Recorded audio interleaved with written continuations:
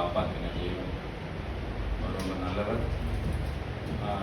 அதே நேரத்தில் வாழ்க்கையில் நமக்கு வருவதான சூழ்நிலைகள் எது மாறினாலும் நம்ம வாழ்க்கையில் தேவன் ஒருவரே நமக்கு அடைக்கலமானவர்.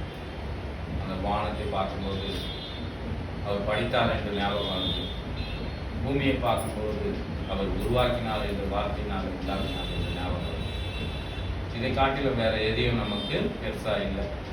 அவர் எல்லாவற்றையும் சிருஷ்டி பண்ணார் என்றதுக்கு இதே நமக்கு முன்ன ஆச்சரியமா இருக்கு. அதனால தான் ஆபிரகாம் என்று சொன்னார், வானத்தை உன்னால் அண்ணாந்து பார்க்க முடிஞ்ச பாரு, அது போல நட்சத்திரம் போல உன் சன்னதியை நான் என்ன பண்ணுவேன், ஆசீர்வதிப்பேன் என்று சொன்ன தேவன் இன்று கூட நம்மளுடைய எல்லா ஆபத்துகளும் இஸ்ரவேல் ஜனங்க புலம்பும் போது, கவலைப்படும் போது, கூப்பிடும் போது தேவன் உதவி செய்கிறவராக தான் காணப்பட்டார். எப்பவுமே அவர் உதவி செய்ய